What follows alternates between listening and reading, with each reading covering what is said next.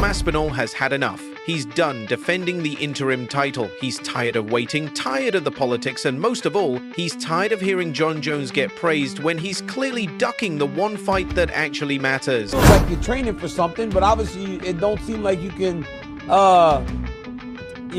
get the guy to fight. Tom, we're getting straight to it. I mean, what are we waiting for? It sounds to me, recently I saw an interview where it said you and Jon are aligned, and you guys have decided together to allow for the UFC to tell you what you're doing. Is that true? Nah, man, Jon's retired. What are you talking about, guys? What do you mean? Jon, you guys don't follow Jon on social media? I don't follow him on social media. He said that... No, me too, actually. Me too, but the guy is living his best life. He's had a fantastic career, we all know. We know Jon's a religious man, so I want to say God bless him moving forward in what he does with his life and his career. And we move on. We move on. I'm the undisputed heavyweight champion of the world. I'm ready to take on all comers, get this division moving again. Us guys have been waiting around too long. You know, the contenders are getting sick of it. Everybody's getting sick of it. Even the fans are getting sick of this stuff. So Jon's retired, and it's time that we move on. This is the greatest promo I've ever heard. He just announced his nemesis's retirement. And to add to it, Daniel, he wished him well. Tom is ready. He's earned his shot. But the UFC keeps dragging things out, and fans are starting to see through it. It feels like the UFC is doing everything to protect Jon Jones. Tom Aspinall's the guy. He's the guy. Dana White says I'm his man. We love that. We love that on the channel. And what about Francis Ngannou? You having him? You want some? The day that I start ducking out of fights and turning opponents down and stuff like that is the day that I'm going to retire. So, as I've always said, and you can ask any promoter I've ever worked with, any guys at the UFC, I'll fight anyone, I'll fight anytime, and I'll fight anywhere. Never turn down a fight in my life, never will. The day that I start thinking about turning down fights is the day that I'll retire. So to answer the question, whoever they want me to fight is who I'm going to fight. Let's be real, if this were any other fighter, they'd be stripped of the belt by now. Sitting out this long, refusing to face the #1 contender, that wouldn't fly for anyone else. But with Jon Jones, the rules suddenly don't apply. It's not about you, Jon. It's not about you. It's not about your life. It's not about your story. If you want to enjoy your life, if you want to be a part of a reality show, if you want to take that money and delay things and hold someone else's dreams back from becoming a reality, that is ducking. That is ducking, because there is a time-honored tradition in this business, in the sport, in combat sports, in fight sports, in sports period. The whole thing has to move along. It's not about your story. Your story is great and you're living your best life, great. Get rid of that belt. If you want to do that, great. No one will begrudge you. Everyone thinks you've done enough. You've earned enough. You've proven enough. Now allow someone else to have that same story. Allow someone else to write that same story. You are holding him back. You are holding back not only Tom Aspinall, but the rest of the division. So yes, you're missing the point. This isn't about you. It's about the belt. How many more times does Tom have to say it? He would love to fight him. He would love to be he would love to have the opportunity to be that guy. He would love it. Who wouldn't? But he just wants that belt. He wants whatever that belt signifies, whatever it symbolizes, and what it brings. It brings all the things that Jon Jones is enjoying right now, because if Jon Jones wasn't the most decorated champion, wasn't the greatest light heavyweight champion, wasn't the 2-division champion, he wouldn't be doing things like this. He wouldn't get opportunities like this. He wouldn't get the opportunity to live his best life. And now you are stopping someone else from living their best life. Do you get the difference? It's not about you.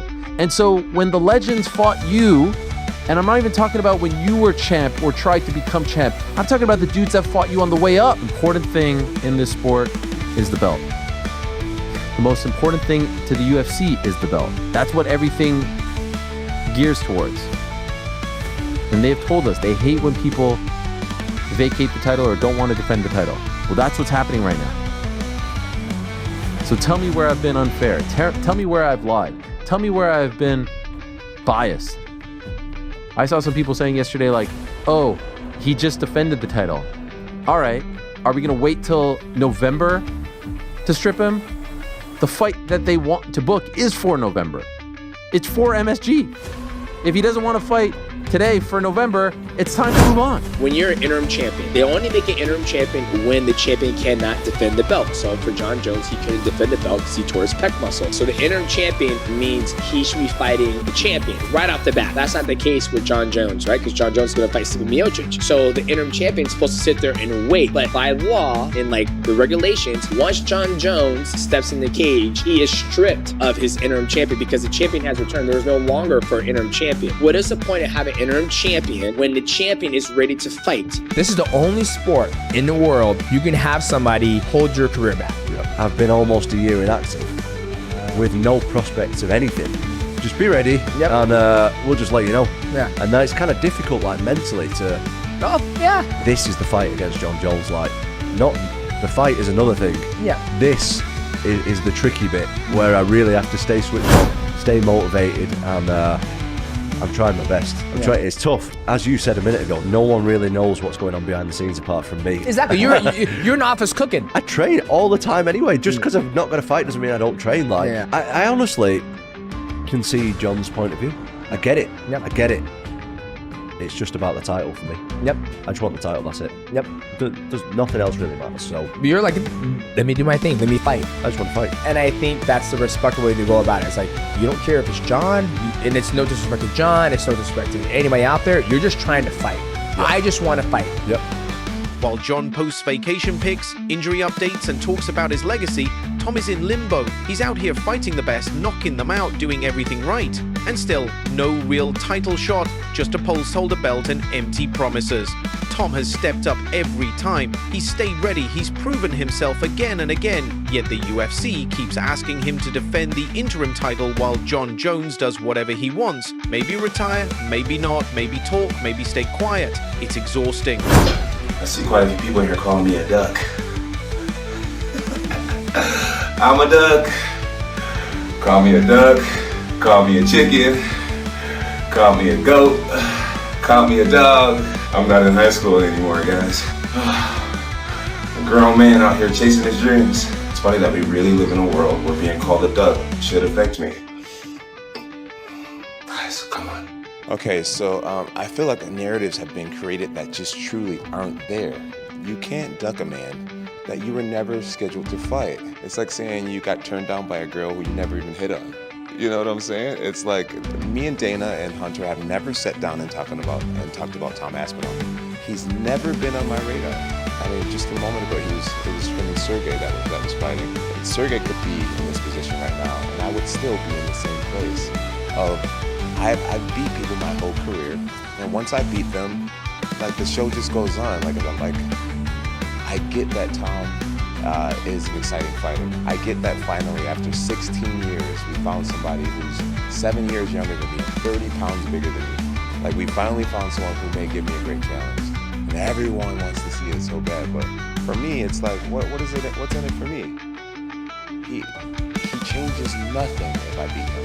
And of course, it's been pretty interesting, all the stuff that Jon Jones has been saying to the media this week, and I'm sure there's more to come, but check out these. You're beating guys who aren't even champions, and you consider yourself a champion.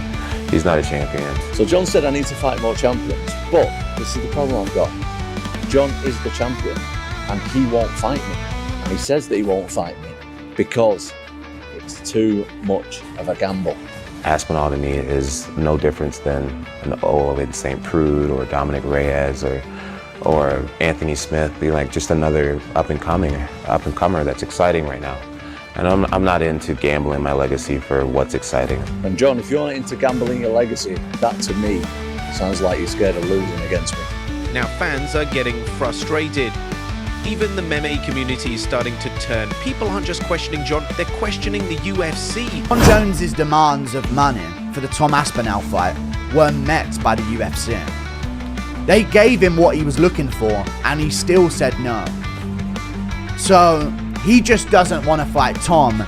They literally, according to Ariel, who hates the UFC and would not make this up to make them look better, according to Ariel, They actually gave Jon Jones FU money that he was looking for, and he still turned down Tom Aspinall. So it's not about money. It's not about anything. He just wants nothing to do with Tom. Very interesting from Jon Jones. Now, everyone is unanimously in agreement about this, so we see a few comments here. But the problem is there's still a lot of people and a lot of people that are always gonna be talking about Jones and not accepting what should happen here. Logic should dictate that Tom Aspinall should fight Jon Jones, and you see by these comments. That's cool and all, but I thought Dana made it clear we won't do business again with Francis. He won't. Dana is not going to accept this. Ngannou coming back to the UFC. The UFC could consider it, but again, he's got one more fight on his contract to PFL, and that just can't be dealt with in any other way other than him actually fighting out that contract. None of it matters if Jones still has the belt. It's just another guy waiting to fight. I know it'll just be another guy in the logjam in the heavyweight division, but maybe the UFC could use this against Jon to say, listen, we can move on from you. But I don't know. They aren't. They're just going to let him ruin. We are genuinely going years without a heavyweight fight in the UFC because Jon Jones is just allowed to do that. We have never seen this before in the history of the sport. This is fucking insane. Just look at the language Jones has been using from day one about Tom Aspinall. Why would I gamble my legacy on someone like him? Jon Jones, gamble. You win every fight, don't you? You're guaranteed to win every fight. You can beat anyone. Every fight, if you're the best fighting the best, is a bit of a gamble. But you're the heavyweight champion of the world. You're supposed to go on and do that. I've never ever known a champion who tells everyone how great they are and yet doesn't want to fight the best challenger. I tell a lie. Actually, I do remember one time, Tyson Fury, when he did not want to fight Alexander Usyk. Oh, he's not a big enough name. Oh, and he made all the excuses in the world. And guess what? Usyk beat him twice. And this is exactly why Jon Jones doesn't want to take that fight, because he can see what the fuck is on the way. Jones spent the majority of his career as a heavyweight, boiling down to light heavyweight, beating guys who are actually middleweight. Is this really about Jon's legacy, or is it just business? Are they stalling, hoping Tom cools off and becomes less of a threat? Because right now, Tom Aspinall looks like the most dangerous man in the heavyweight division. Who's next big heavyweight star? Tom Aspinall, the guy who of just course, won just the won. interim title. He's phenomenal. And he is, again, the next the next advancement of the evolution of the sport. How so? Well, because he can do everything. That guy's got elite jiu-jitsu. He's got elite takedowns. His striking is outstanding. Like, I've seen a lot of heavyweight, even Francis, who's like the greatest, scariest power striker I've ever seen in the heavyweight division. No one's scarier than Francis. Francis does not move like Tom Aspinall. Tom Aspinall is significantly faster than every other heavyweight. That's a real problem because he's a heavyweight and he's a big guy, a really big guy, but he moves so fast. And so his speed has always been like extraordinary compared to other heavyweights. Like, he just moves in. It's all like fast, explosive movements. So he's got natural speed, but then he's also got a lot of training to execute quickly. So when he moves in, he closes the gap. You can see like he's fast for a big guy. Right. I want to see it so bad. John was shitting all over Aspinall, saying that I think that's lucky, a bad way to go. He was lucky that he blew his knee out with Curtis Blades because Curtis was teeing off Doing on well. him. Unless John avoided him, unless John used his wrestling to avoid exchanges. He's got speed, he's powerful, he's calm under pressure, and he's ready to make history. But instead of giving him the spotlight he deserves, they want him to wait again just in case Jon feels like coming back on his terms. Tom's not playing that game anymore. He's not here to babysit a belt for someone who's not even defending it. He's not waiting 6 months or a year while Jon decides what move works best for his legacy. In terms of playing it forward, I think he means go and fight the next guy. And if you get past the next guy, then it's still your time. But if you don't get past the next guy, as with every other thing in sports, there's always a moment where the new breed kind of comes in and they surpass the old breed. Jon Jones knows that better than anybody. He has surpassed the new breed and the old breed multiple times over the course of his career and his run as world champion. He's one of the greatest champions of all time. He's beaten everybody. He went through the old guard, meaning he went through Vitor, he went through Shogun, he went through Rampage. He literally put all those guys in the rearview mirror, and then he moved on, and he hit Rashad, and then he hit Gustafsson, who was a new guy. Then he hit me, who was a new guy. Then he hit Anthony Smith, who's an old guy, and Thiago Santos, and Dominic Reyes. He hit them all. He put everybody back. Then he goes to heavyweight, beat Cyril. Then he went and put the old guard back with Stipe. He's beaten all of them. He's been constantly pushing back that next wave of challenger. But there's one more wave. Because no matter how many times you've done it before, there's a real possibility that at some point it catches up to you. Nobody gets out of this thing clean. Khabib did it. George St. Pierre had a fairy tale ending. But George St. Pierre still had moments when things didn't go great. George St. Pierre lost to Matt Serra. That sounds crazy, but it's hard to get through this thing clean. Jones has gotten through this thing clean longer than most people could ever imagine getting through this thing clean. But at the end of the day, there's another young up-and-coming guy that Tom deserves an opportunity.